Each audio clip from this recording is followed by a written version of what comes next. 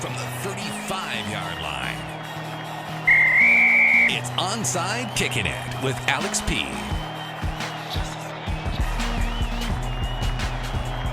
What's up? What's happening, everybody? Thank you for tuning in for the next episode of Onside Kickin' It with Alex P. It's your boy, Alex P.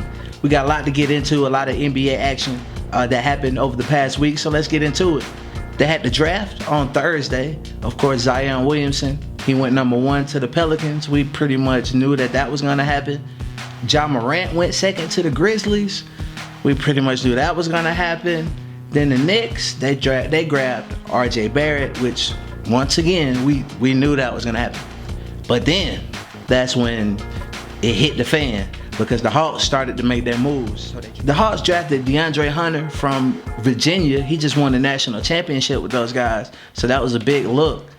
Then, as Cam Reddish began to fall, I was just praying that he would make it to the Hawks. He ended up making it to the Hawks at pick 10. Hard to believe that he slid so far down, but he did. So the Hawks, they're on the way up. They got Trae Young at the point. Now they add DeAndre Hunter. They added Cam Reddish. They already got John Collins. The Hawks gonna look real nice next season. Make the choice. This pick will eventually go to Atlanta.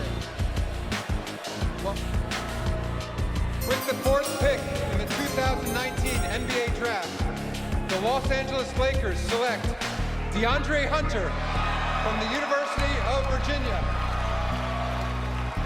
The national champion Virginia Cavaliers, ACC Defensive Player of the Year. He was magnificent in the national championship game. See DeAndre, who grew up without his father, who passed away when he was 7, but DeAndre came and he was hurt in his first year that he played. He redshirted his first year in Virginia, 2018. The 10th pick in the 2019 NBA Draft, the Atlanta Hawks select Cam Reddish from Duke University.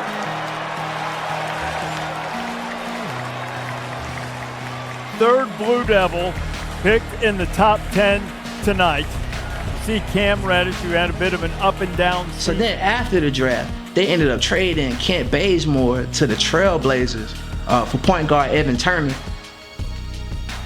Kent Bazemore was the last remaining member of that 60-win team for the Hawks a couple years ago. So it's almost like the end of an era. They sent him off. They were paying him a lot of money, so they didn't necessarily free up too much cap room, but that was a place on the team that they had to free up. So they sent him off to Portland, and like I said, they got Evan Turner. They had their awards on Monday night, where we finally figured out who took home what trophy.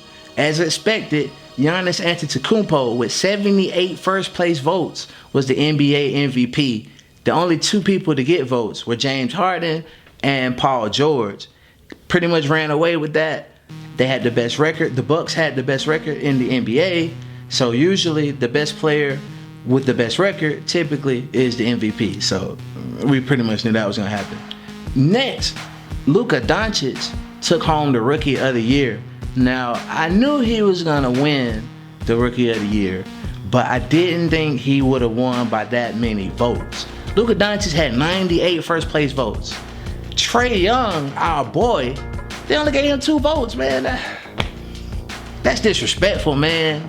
They're pretty much judging him off of having 1 bad month, which was the beginning of the season. What? Come on, man. 2 first-place votes? Like I said, I knew Luka was going to win because he was kind of the chosen boy from the beginning, but come on. How you going to give my boy Trae only 2 votes? But that's what happened. I would like to add, though, this was the first time ever that LeBron James was not in the top 10. James, man, hey, he's done. At least for right now. 6th man of the year for the 3rd time. It's a good look for Lou. Rudy Gobert was the defensive player of the year. That's his 2nd time in a row winning that award. Coach Mike Budenholzer, formerly of the Hawks, was the coach of the year. That's his 2nd time winning that award. And then Pascal Siakam, he won the most improved player. He was hurt last season, had a good year this year. Now on Sunday, the 30th, that's when things are going to kick up into high gear yet again. That's because free agency starts at 6 p.m. So there's a lot of questions. Where will Kawhi Leonard go? Will he stay in Toronto? Say he's going to meet with 5 teams. You got Toronto, you got LA, both the Clippers and Lakers, and then you got New York, both the Nets and the Knicks. I think he should stay in Toronto, take that max contract. They can pay him 5 years. Forget this, $190 million. Or he can go to another team. They can max him out for $150 at 4 years. But come on, bro, take that cake. You got a foundation there. So, but be interesting to see what he do. What is Clay gonna do? What is KD gonna do? Is KD gonna stay with the Warriors for another year? Will the Warriors offer Klay Thompson a max contract? Which they should, but we're gonna see what's gonna happen with that. Where's Kyrie gonna go? We know he's not gonna stay with the Celtics. Kemba Walker is also another name that's expected to change teams. So, free agency is gonna be a buzz. Now for my Atlanta Braves, we're gonna talk a little baseball. The Braves have had one of the best Junes that you could possibly ask for. At the end of May, the Braves are only 3 games above 500. As of this recording, they're 16-6 in the month of June. So they've been on fire. So now they went from being 3 games behind the Phillies for first place to 5.5 games in first place. So they turned it around completely. As of right now, they're sitting at 46-33. So the Braves are looking really good before the All-Star break. Once that happens, we'll see if they can kick it up in the high gear. That's all we got for baseball. What's happening in the NFL? We're still waiting on training camp. So it's pretty slow, man. Dang, I sure miss football.